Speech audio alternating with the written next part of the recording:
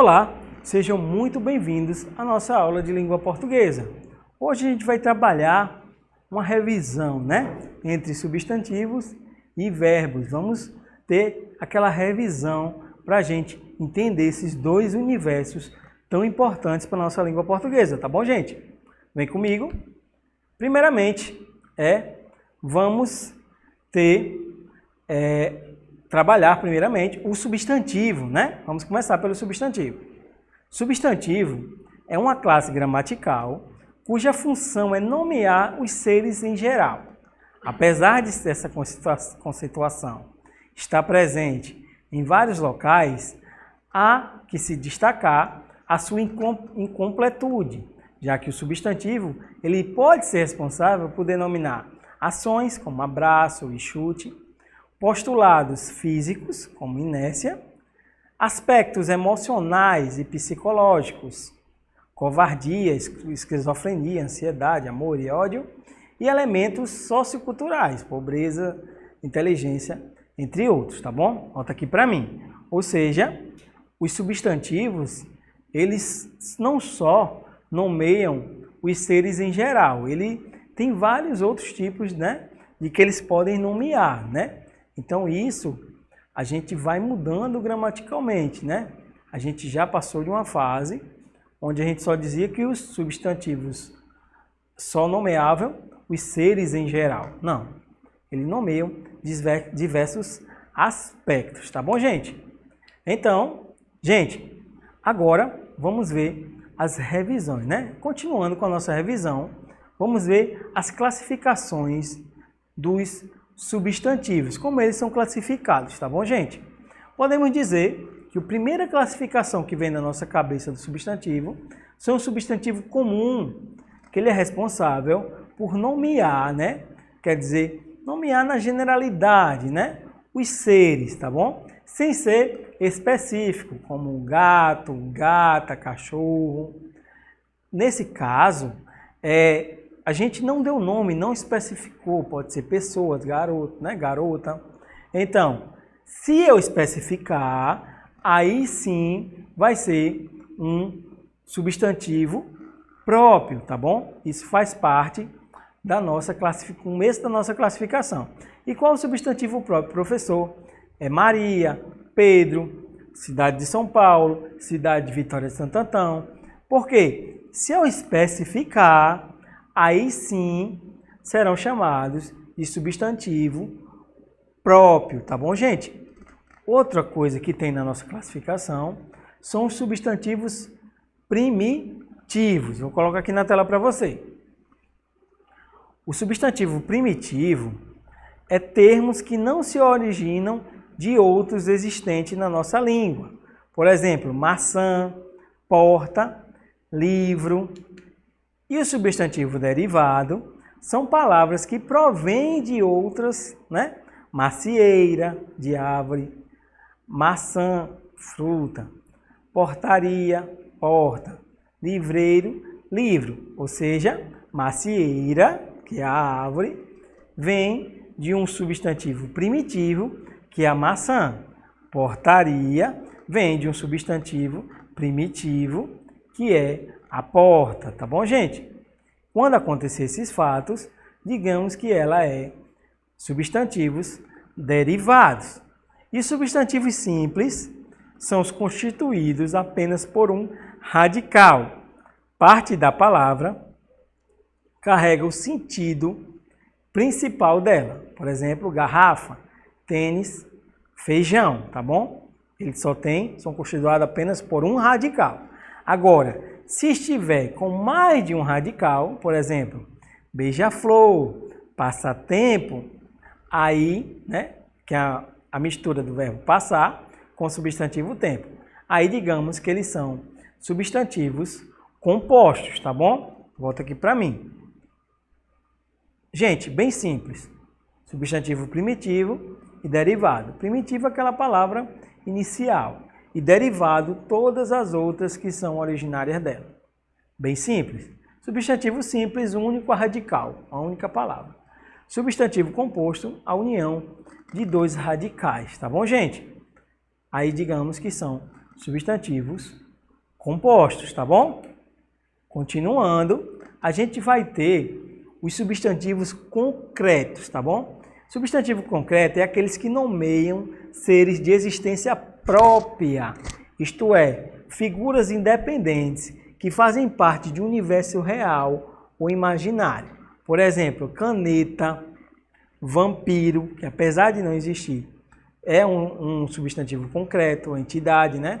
São Paulo, cidade, Ministério da Saúde, instituição, Ministério Público, todos eles, digamos que são substantivos concretos, tá bom, gente? Lembrem disso, substantivos concretos. Já o substantivo abstrato, eles designam qualidades, ações, sentimentos, estados e sensações. Por exemplo, assim, professor, riso, a gente não tem como tocar o riso. Solidão, né? A gente não tem, a gente sente. Juventude, conforto. Então, isso são chamados de substantivos abstratos, tá bom? São um misto aí de ações, sentimentos, estados, sensações. Todos eles juntos, podemos dizer que são substantivos abstratos, tá bom, gente? Continuando, já que tivemos uma revisão muito boa aqui, né, de substantivos, chegou a parte da gente adentrar o verbo, né? Da gente fazer uma pequena revisão sobre o verbo, porque o verbo, ele é muito importante. Digamos que os substantivos, eles é a alma da nossa língua portuguesa. E o verbo é o nosso corpo, né? O verbo e o substantivo, eles não podem viver um sem o outro, tá bom? É muito importante eles estarem juntos, tá bom, gente? Eles fazem parte da nossa língua portuguesa, são objetos essenciais. Então, o que é o verbo, professor? A partir de hoje, a partir de agora, nesse momento, a gente vai ter essa revisão rica, assim, sobre o verbo. Vou colocar aqui na tela para você. Os verbos são palavras que expressam uma ação, um estado ou um fenômeno, os quais se encontram situados cronologicamente. Essa classe de palavras é uma das mais que se flexionam, pois se adapta à pessoa, ao número, ao tempo, ao modo, além de conter as formas nominais, tá bom, gente? Volta aqui para mim. Ou seja, o verbo, ele é uma classe que se flexiona bastante, é adaptativa, né? Ele se adapta a diversos exemplos da nossa gramática. Continuando, vamos para as formas nominais, né? Vamos adentrar agora um pouco a gramática verbal. As formas nominais. Professor, o que são formas nominais? Vou colocar aqui na tela para você.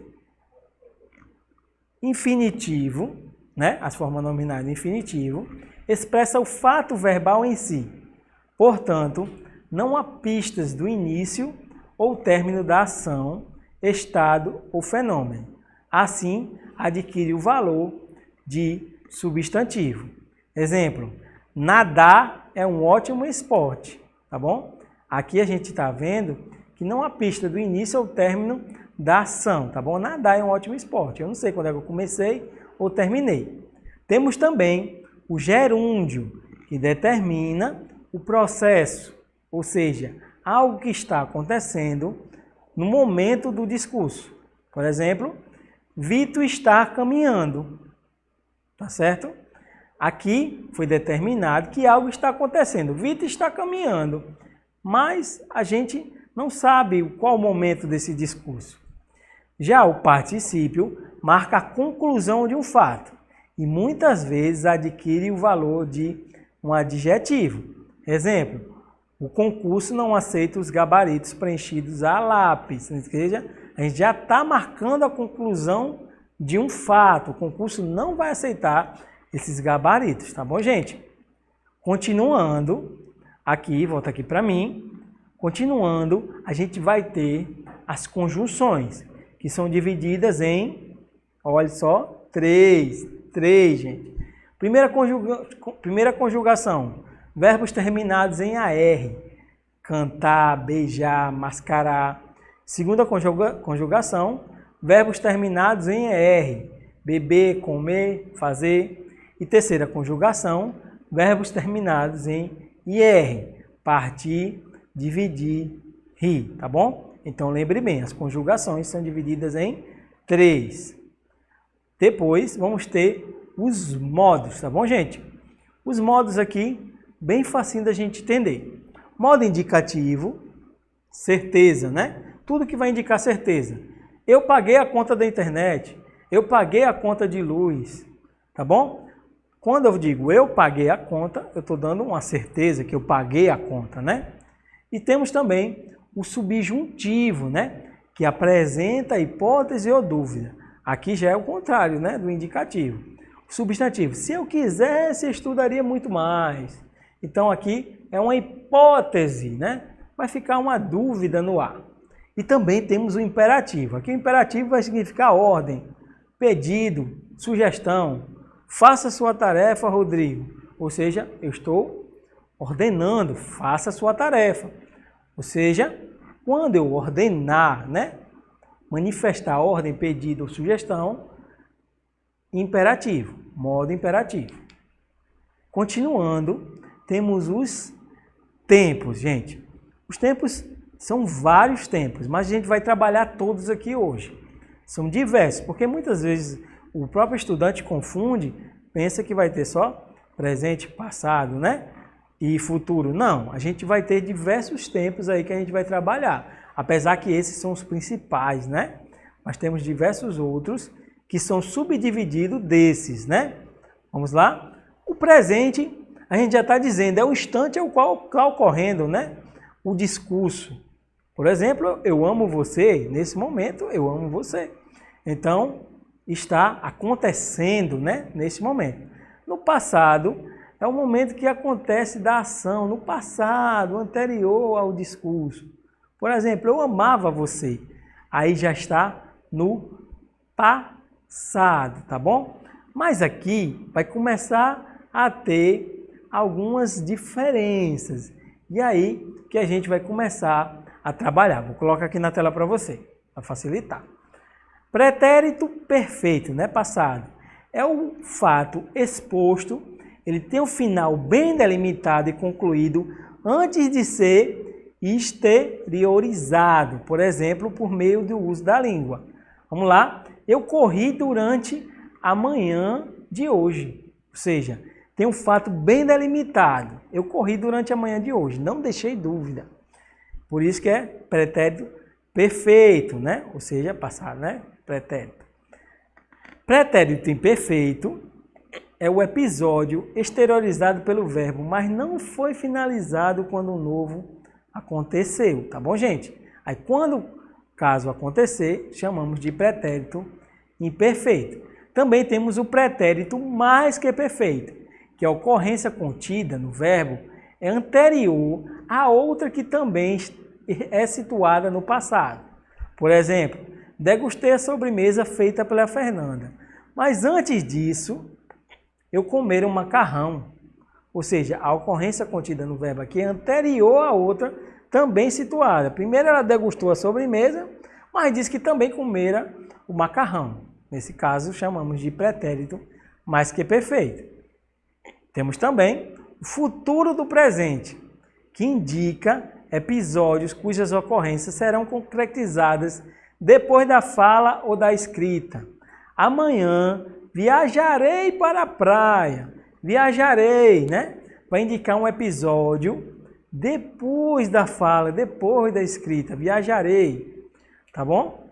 Temos também o futuro do pretérito, que expressa um fato futuro, mas conectado a um segundo que está situado no passado. A cabeleireira confirmou que viria agora, né? Veja só, está expressando um fato futuro. A cabeleireira disse que viria, mas está situado no passado. Confirmou, tá certo, gente? Muito bom. Volta aqui para mim. Agora que aprendemos sobre os tempos, chegou a hora da classificação dos verbos. A gente vai classificar em regulares, que é independente da conjugação, o verbo segue o paradigma, ou seja, mantém o seu radical e as descendências no final das palavras. E segue um padrão. Por exemplo, eu amo, tu amas, ele ama, nós amamos, vós amais, eles amam. ver que seguiu-se um padrão. Se isso acontecer, verbo regular. E os verbos irregulares, eles não estão de acordo com os paradigmas. Assim, podem sofrer modificação, tanto o radical quanto as desinências. Por exemplo, eu faço, tu fazes, ele faz. Nós fazemos, vós fazeis, eles fazem. Observe aqui que eu faço aqui, né?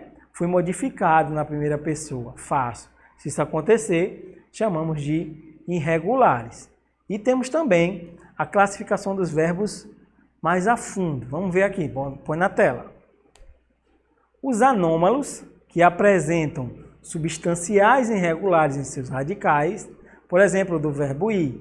Eu vou no presente indicativo, eu ia no pretérito imperfeito, eu fui, quando eu for no futuro do subjuntivo. Os defectivos, que são verbos cuja conjugação não existe em determinadas pessoas do discurso, por exemplo, eu chuvo, não existe, inexistente. E os abundantes, que apresentam mais de uma forma para flexão específica. Por exemplo, participo de matar, matado e morto, né? Certo, gente? Volta aqui para mim. Obrigado, gente, por essa aula, né? De estar aqui comigo. Fico muito agradecido. Até a nossa próxima aula de língua portuguesa. Até mais, viu, gente? Tchau!